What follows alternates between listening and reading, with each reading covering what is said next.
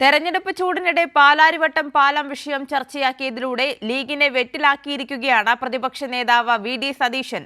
പാലാരിവട്ടം പാലം നിർമ്മാണത്തിൽ ക്രമക്കേടില്ലെന്ന സതീശന്റെ പ്രതികരണം അനവസരത്തിലായി എന്നതാണ് ലീഗ് നേതൃത്വത്തിന്റെ വിലയിരുത്തൽ. ദേശീയപാത നിർമ്മാണത്തിലെ ക്രമക്കേടിന് കേന്ദ്രത്തിനെതിരെ ഒരു വാക്കുപോലും പറയാതെ സംസ്ഥാനത്തെ പഴിചാരിയ സതീശന്റെ നിലപാടും ചർച്ചയാവുകയാണ്. ദേശീയപാത തകർന്നപ്പോൾ കേന്ദ്ര സർക്കാരിനെതിരെ കേസെടുക്കാത്ത ഇടതു സർക്കാർ പാലാരിവട്ടം പാലം തകർന്നപ്പോൾ UDF മന്ത്രിയെ പ്രതിയാക്കി കേസെടുത്തു. ഇതാണ് ഇടതു BJP ബാന്ധവം തെളിയിക്കാനുള്ള പ്രതിപക്ഷ നേതാവിൻ്റെ കൈവശമുള്ള തെളിവ്. നിങ്ങൾ പാലാരിവട്ടം പാലത്തെക്കുറിച്ചുള്ളൊരു ചെറിയ റിപ്പോർട്ടാണ് വന്നത്. പാലം തകർന്നൊന്നും വീണില്ല.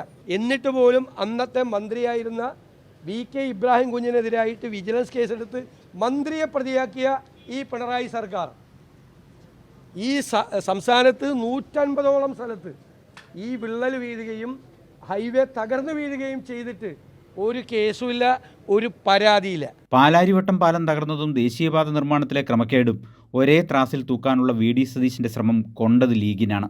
അനവസരത്തിൽ പ്രതിപക്ഷ നേതാവ് പാലാരിവട്ടം അഴിമതി ഓർമ്മിപ്പിച്ചത് എന്തിനാണെന്ന് ലീഗ് നേതൃത്വത്തിന് ഇനിയും മനസ്സിലായിട്ടില്ല. നിർമ്മാണത്തിലെ ക്രമക്കേടായിരുന്നില്ല പാലത്തിൻ്റെ തകർച്ചയ്ക്ക് കാരണമെന്നാണ് പ്രതിപക്ഷ നേതാവിൻ്റെ പുതിയ കണ്ടുപിടുത്തം. നിർമ്മാണത്തിലെ തകരാറ് തന്നെയാണ് തകർച്ചയ്ക്ക് കാരണമെന്ന് മദ്രാസ് IIT സാങ്കേതിക വിദഗ്ധൻ E. ശ്രീധരൻ തുടങ്ങിയവരുടെ റിപ്പോർട്ടിൻ്റെ അടിസ്ഥാനത്തിലായിരുന്നു ഉത്തരവാദികൾക്കെതിരെ പോലീസ് കേസെടുത്തത്. കരാർ കമ്പനിക്ക് മന്ത്രിയുടെ നിർദ്ദേശപ്രകാരം അനാവശ്യ ഇളവുകൾ നൽകിയെന്ന് പൊതുമരാമത്ത് വകുപ്പ് സെക്രട്ടറി തന്നെ മൊഴി നൽകിയതോടെയാണ് ലീഗ് നേതാവായ മന്ത്രി ഇബ്രാഹിം കുഞ്ഞ് കേസിൽ പ്രതിയായത്. കേസ് സുപ്രീം കോടതി വരെ എത്തിയെങ്കിലും സർക്കാർ തീരുമാനങ്ങൾക്കൊപ്പമായിരുന്നു കോടതി. ഇക്കാര്യം മറച്ചുവെച്ചാണ് മന്ത്രിയായിരുന്ന ഇബ്രാഹിം കുഞ്ഞിനെയും പാലാരിവട്ടം അഴിമതിയെയും ഇന്നത്തെ പ്രതിപക്ഷ നേതാവ് ന്യായീകരിക്കാൻ ശ്രമിച്ചത്.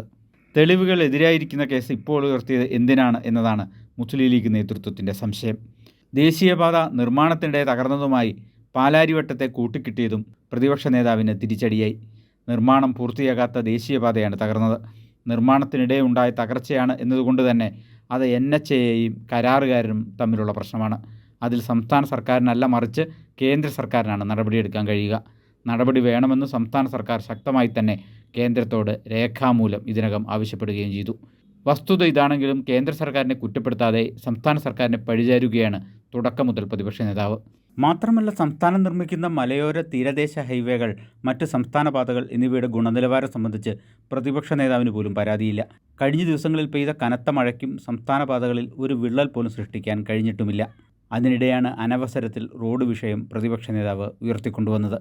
നിലമ്പൂരിലെ ജാള്യത മറയ്ക്കാൻ ദേശീയപാതയ്ക്കൊപ്പം പാലാരിവട്ടവും കൂട്ടിക്കെട്ടി അവതരിപ്പിച്ചതോടെ അത് മുന്നണിക്കുള്ളിലും തലവേദനയായി. അനവസരത്തിലെ പാലാരിവട്ടം പ്രയോഗം മൂലം ലീഗ് നേതൃത്വത്തെ പിണക്കാനായി എന്നത് മാത്രമാണ് ഫലം.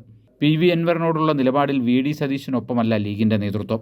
നിർണായക ഘട്ടത്തിൽ തനിക്കൊപ്പം നിൽക്കാത്ത ഘടകകക്ഷിക്കെതിരെയുള്ള ഒളിയമ്പാണോ അസമയത്തെ പാലാരിവട്ടം പ്രയോഗമെന്നാണ് ഇനി അറിയേണ്ടത്. സാലി മുഹമ്മദ്, കൊച്ചി.